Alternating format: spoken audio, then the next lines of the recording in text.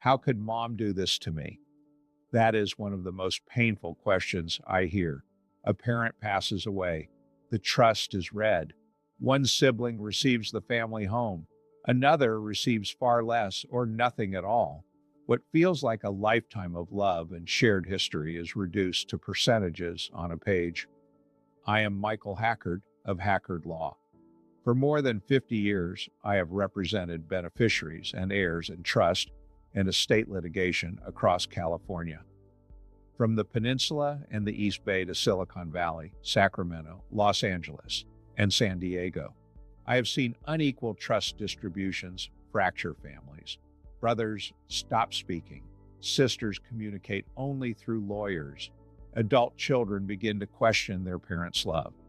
But here is the hard truth. Feeling that a trust is unfair and having legal grounds to challenge it are two very different things. California law strongly protects what we call testamentary freedom. A parent can leave everything to one child and nothing to another. They can favor a new spouse over children from a first marriage. They can give 90% to one heir and 10% to another. Courts will not rewrite a trust simply because it seems harsh or unequal. The law does not require fairness. It requires that the decision truly belong to the person who made it. So the real question is not, is this unfair? The question is, was this distribution the product of something improper? There are several situations where unequal treatment becomes legally challengeable. First, lack of mental capacity. Under California law, a person must understand the nature of creating a trust, the extent of their property, and who their beneficiaries are. If dementia, cognitive decline, or serious illness interfered with that understanding, a trust amendment made during that period may be invalid. The issue is not that the distribution was unequal. The issue is that the person may not have had the ability to make that decision. Second, undue influence. This is one of the most common grounds for challenging unequal shares. Undue influence occurs when someone in a position of trust substitutes their will for the will of the trust creator. California Probate Code, Section 86, describes it as excessive persuasion that results in inequity. Courts look at vulnerability, authority, tactics used, and the fairness of the outcome. When the favored beneficiary had a confidential relationship, participated in procuring the trust, and received an undue benefit, a legal presumption of undue influence may arise. That shifts the burden. Suddenly, the beneficiary must prove the trust reflects genuine intent. Third, fraud. If someone lied to a parent about another child, misrepresented what a document contained, or concealed important facts, and that deception changed the trust, the document can be challenged. Fourth, improper execution or hidden later documents. A forged signature, a document signed when the person could not physically execute it, or a concealed amendment can all create grounds for litigation. Let me share a composite example from the East Bay and Peninsula communities. A mother created a trust dividing her estate equally among 4 children. Years later, as her health declined and early dementia set in, one child became the primary caregiver. Access to the mother became restricted, calls were screened, visits were limited. During that period, the trust was amended twice. The caregiver child received the family home and a majority of the remaining assets. The other siblings were shocked. This was not consistent with decades of expressed intent. We investigated. Medical records showed documented cognitive decline. The caregiver had recommended the attorney and attended meetings.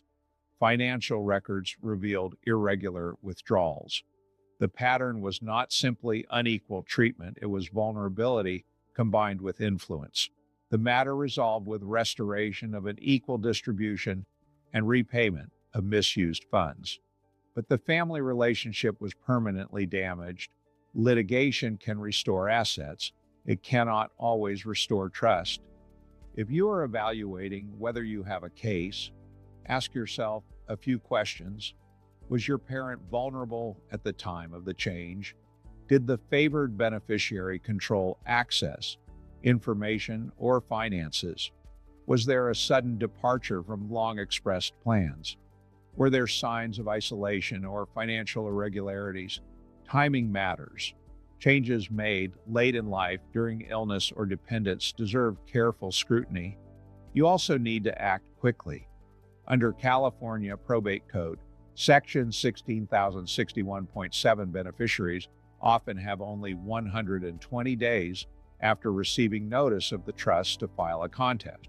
Missing that deadline can permanently bar your claim. At Hackard Law, we represent beneficiaries and heirs throughout California in trust contests, elder financial abuse cases, and inheritance disputes. We serve families from Sacramento to the Bay Area, including Alameda, Santa Clara, and Contra Costa counties, and throughout Los Angeles, Orange County, and San Diego. We will give you an honest assessment.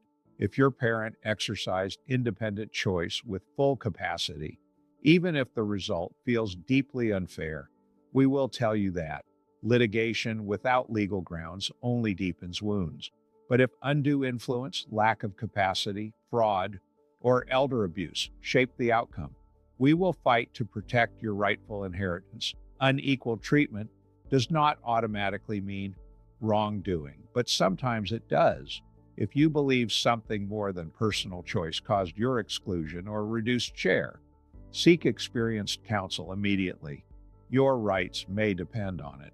Hackard Law represents heirs and beneficiaries in estate and trust litigation in the San Francisco Bay Area and throughout California.